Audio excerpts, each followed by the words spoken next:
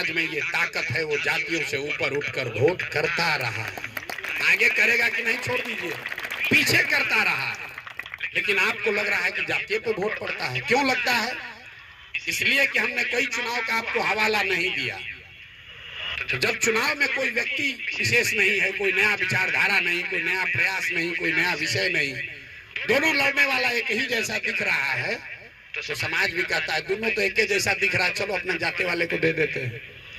तो अगर आप कोई नई विचारधारा, नया प्रयास, नया विचार समाज के सामने रखेंगे और अपने आचार से, विचार से, व्यवहार से, ईमानदारी से, शुद्धता से समाज को ये कन्विंस कर ले कि नहीं आप ठीक बात कह रहे हैं, तो समाज में ये ताकत है, वो जातियों से ऊपर उठकर वोट देता रहा। ये भ्रम मत पालिए। दूसरा समझिए, अगर मान लीजिए आपको लग रहा है सब जातीय, कितनों हम कहेंगे आप मानिएगा नहीं, फिर यहाँ पूछेंगे अच्छा ये बताओ अगर सब आदमी जाति पर वोट दे रहा है तो बिहार में मोदी जी को वोट दिया कौन? मोदी जी के जात का तो बिहार में कोई है ही नहीं है। फिर भी आदमी कहता है, तुरंत उलट के कहेगा ना भैया और जात पर नहीं दिया हो तो धर्म पर, हिंदू मुसलमान पर दिया। अरे भाई जात पर नहीं ना दिया है। आप बताइए यहाँ 18% मुसलमान है तो लालू जी को वोट देता है, क्यों देता है? लालू जी उसके जाति के हैं? नहीं, वो भाजपा के डर से देता है। जाति वहां भी फैक्टर नहीं है। जाति बहुत बड़ी सच्चाई है, लेकिन जाति एकमात्र सच्चाई नहीं है। अगर जाति एकमात्र सच्चाई होती तो आप 2009 का उदाहरण देखिए। 2009 में यहाँ पर नीतीश कुमार और भाजपा चुनाव लड़े साथ में, तब मोदी जी का इतना नाम नहीं था, भाजपा का, संघ का, अमित शाह का इतना प्रभाव नहीं था। नीतीश कुमार भाजपा के साथ चुनाव लड़ रहे थे, सामने से लालू जी, कांग्रेस और रामविलास पासवान जी की पार्टी एक साथ थे। और 2009 में एनडीए को यहाँ सीट आया 206। लालू जी पूरे गठबंधन के साथ निपट गए 35-36 सीट पर। वही गठबंधन फिर चुनाव लड़ा 2020 में। इस बार नीतीश जी के साथ साथ नरेंद्र मोदी की भी ताकत थी, अमित शाह और संघ भी था, और सामने से लालू जी नहीं थे, तेजस्वी थे, लालू से कम ही ताकत है उनका। रामविलास पासवान उस गठबंधन में ही नहीं थे और कांग्रेस की भी ताकत कम हुई। इसके बावजूद 2020 में उस एनडीए कॉम्बिनेशन को 125 सीट आने में दम निकल गया। क्या हुआ? एनडीए का समीकरण वाला सब जात बिहार छोड़कर चला गया? नहीं, वो ऐसा इसलिए हुआ कि बिहार में हर व्यक्ति को ये लगता है कि जो नीतीश कुमार का पहला शासन था 2005 से 2009 वाला, उसमें बिहार में सुधार होता दिखा था। तो उनके सुधार का, उनके प्रयास का प्रभाव था और जातियों का समीकरण था, तो उनको 206 सीट आया। और 2020 में जब लोगों को उनके गवर्नेंस से, उनके सरकार से लोग खुश नहीं थे, सिर्फ समीकरण पर लड़ने गए तो 125 सीट आया। और एक फाइनल बात इस पर समझ लीजिए, अगर सब बताने के बाद भी आपको लगे कि ना भैया जातीय पर होगा, तो आप ये बताइए कि जो राजनीति करके समाज का अगुवाई करना चाहता है, उसके पास ये विकल्प नहीं है कि समाज में सब कुछ अच्छा हो जाएगा तब हम आएंगे राजनीति करने, समाज में बाहुबल न रहे, धन बल न रहे, जाति का प्रभाव न रहे तब हम आएंगे। तो भैया जब सब समाज में सुधरिए जाएगा तब आपको आने का जरूरत क्या है? जो उसको सुधारेगा वही उसका लीडर होना चाहिए।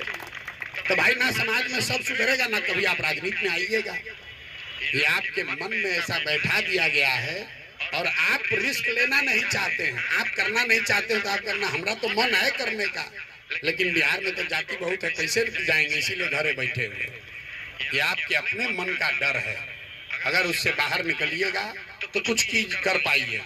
अब आप में से बहुत लोग, कुछ पैसे वाले लोग भी हैं, सामान्य मध्यम वर्गीय परिवार का एक सज्जन खड़ा होकर कह रहे हैं कि भैया मध्यम वर्गीय परिवार को तो कोई पूछिए नहीं रहा है। तो एक तो भैया आप आंकड़ा गलत बता रहे हैं। आप बता रहे हैं 4.5 करोड़ लोग टैक्स देता है और सबका चिंता हम लोग के टैक्स के पैसा से हो रहा है और हम लोग को कुछ नहीं मिल रहा है, हम लोग को कोई नहीं पूछ रहा है। यहाँ पर ज्यादातर सामान्य परिवार, मतलब मध्यम वर्गीय परिवार के लोग ही हैं। ये आपके मन में बहुत गलत बात है कि इनकम टैक्स 4 करोड़ लोग देते हैं, बाकी लोग उनके पैसा से खाते हैं। सरकार का टैक्स का सबसे बड़ा सोर्स है जीएसटी। जो गरीब से गरीब आदमी भी अगर नमक भी 1 रुपया खरीदता है तो उस पर 5% टैक्स वो भी दे रहा है। जस्ट बिकॉज आप कस्टम नहीं दे रहे हैं, इसका एक्साइज नहीं दे रहे, इसका मतलब नहीं है कि आप ही खाली आपका कोई कंट्रीब्यूशन नहीं है। जो भी इस देश में रहता है अगर 10 रुपया भी खर्चा कर रहा है तो उसका कुछ न कुछ योगदान इस सरकार को, व्यवस्था को चलाने में है। इनकम टैक्स सिर्फ एक टैक्स है, गुड्स एंड सर्विसेज टैक्स। गरीब से गरीब आदमी एक साड़ी भी खरीदा, एक धोती खरीदा, एक नमक खरीदा, खाना खरीदा, टैक्स तो सब आदमी दे रहा है। तो अपने आप को ऊपर मत मानिए कि हम ही टैक्स दे रहे हैं, बाकी सब तो चोरी कर रहा है। आप नहीं भी देना चाहिएगा तब भी जो सामान खाना खा रहे हैं उस पर टैक्स तो लग ही रहा है। सामान्य वर्ग के जो लोग हैं, आप कह रहे हैं कि हमको कुछ नहीं मिल रहा, तो आप कुछ दे भी तो नहीं रहे हैं। यहाँ बिहार में जितने सामान्य वर्ग के लोग हैं, आपकी बड़ी दुर्दशा है। आप लोग समझ रहे हैं कि हम लोग का लड़का तो बंगलोर चला गया, बढ़िया है, दिल्ली में पढ़ रहा है। अब तो हमको क्या चिंता है, कभी कभी जाते हैं बंगलोर वंगलोर घूम के, किसी के लड़के विदेश उदेश भी चले गए हैं, दिल्ली से भी आगे चला गया। हम आपको बता रहे हैं अपने अनुभव से कि जो यहाँ गरीब है वो तो कष्ट में है, लेकिन आपसे ज्यादा कष्ट में कोई नहीं। गरीब का लड़का जो है वो पलायन करता है, मजदूरी करने जाता है जवानी में, जब वो बूढ़ा हो जाता है, शरीर थक जाता है तो वापस आता है घर। लेकिन सामान्य परिवार के लड़के जो पढ़ने नौकरी करने बाहर गए, आप हमसे लिख कर ले लीजिए, अगर बिहार में यही दशा बनी रही तो आपके बच्चे वापस लौटकर कभी नहीं आएंगे, कभी नहीं आएंगे। आप देखिए जिस मैदान में आप बैठे हुए हैं, जिस व्यक्ति ने इसको बनाया होगा, कितना सोच के बनाया होगा, इतना बड़ा प्रॉपर्टी कि यहाँ हमारा पतो रहेगा, यहाँ बेटा रहेगा, यहाँ खाना खाएंगे, यहाँ झूला चलेगा, यहाँ झरना चलेगा। आज इसमें कोई नहीं है, कोई नहीं रह रहा है। हमारे पिताजी ने 2-3 घर बनाया है, बड़ा सोच सोच के बनाया, यहाँ पर हमारा लड़का रहेगा, यहाँ पतो रहेगी। वहाँ पर दिया बत्ती जलाने वाला भी कोई नहीं बचा है। और हम तो यहाँ पर पैदा हुए हैं तो फिर भी आए हैं। हम आपको बता रहे हैं, मेरा लड़का तो कभी गलती से भी पटना में नहीं आएगा। हम 4 बार समझाते, भाई आओ पटना में आए हैं, एक दिन में मिलने आओ, करना पटना मन नहीं लगता, तुम वहीं आ जाओ, दिल्ली आ जाओ। तो जो आप समझ रहे हैं कि भैया हम तो पैसा कमा रहे हैं, रात दिन मेहनत आप कर रहे हैं, तो आपके बच्चों के भी हक वो लगने वाला नहीं है। बेटा नहीं तो पतो, नहीं तो नाती आपका अमेरिका से बैठे बैठे आपका संपत्ति बेच देगा पटना में, आपसे पूछने भी नहीं आएगा कि बड़ा मेहनत करके आप घर बनाए थे। इसलिए अगर आपको भगवान ने, समाज ने कुछ दे दिया है, किसी भी तरीके से आप कुछ आगे हो गए हैं बुद्धि से, संसाधन से, तो ये आपकी हमारी जिम्मेवारी है कि कुछ न कुछ इस धरती के लिए, इस समाज के लिए वापस करें। पैसा और समय किसी के पास ज्यादा नहीं होता। जो आदमी अपना पेट भरने के बाद, अपना पेट भर लीजिए, लेकिन अपना पेट भरने के बाद जो भूखों की चिंता न करे वो आदमी मानव नहीं है।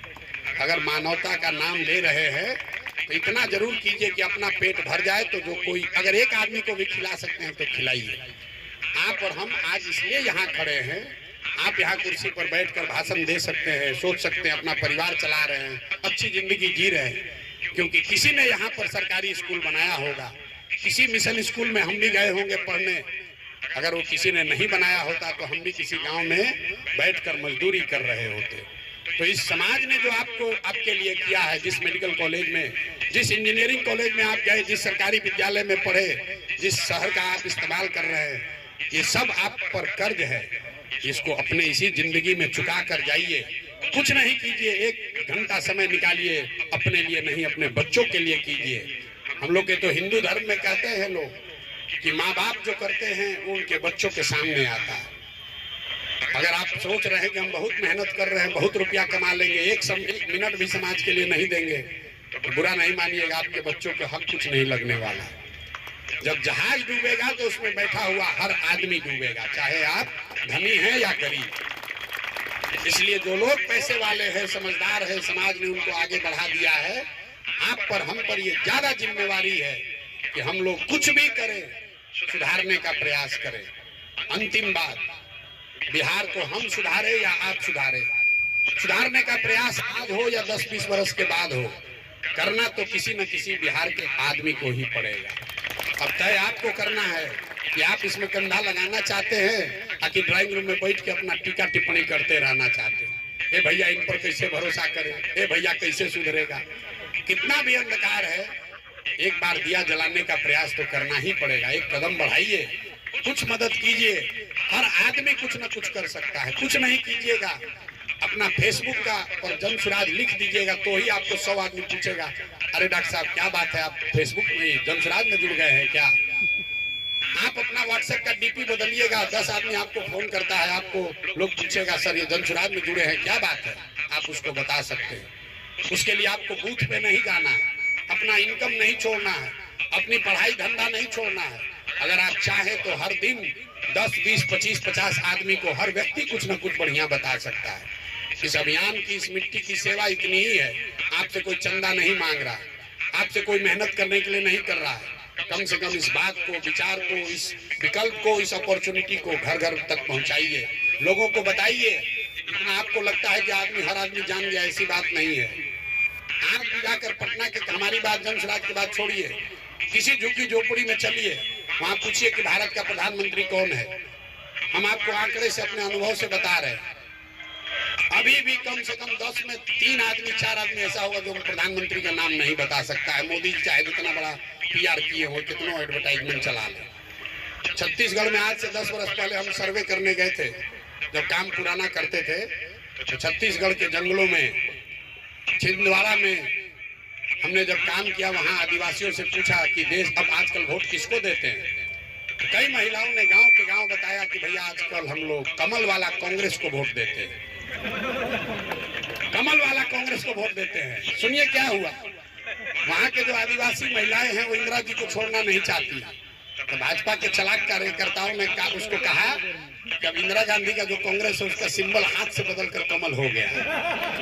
लोग वही कह रहा है कि कमल वाले कांग्रेस को वोट दे रहे हैं। तो जितना हम आप आसानी से समझते हैं कि हर आदमी जान गया, ये जरूरी नहीं। आप पटना में बैठे हुए हैं और बहुत सारी बात जो हम आज कह रहे हैं, इसमें नई बात कुछ भी नहीं कहे, रोज ये बात दोहरा रहे हैं, लेकिन आपको शायद बहुत लोगों को पता नहीं है। तो आप इस अभियान की, इस मिट्टी की, बिहार में होने वाले इस प्रयास की मदद ऐसे कर सकते हैं कि कम से कम अपने साथ शागिर्द, दोस्त, मित्र जो भी आपका है, 10 आदमी 15 आदमी, उसको बताइए, उसको ये बताइए। ये मत कहिए कि भरोसा करो जुड़ो, ये कहिए कि ये प्रयास हो रहा है, इसको जांचो, परखो, अपने अनुभव के कसौटी पर कसो, और ठीक अगर लगे तो बिहार को सुधारने के इस अभियान में, इस यज्ञ में कुछ न कुछ योगदान करो। बहुत बहुत धन्यवाद।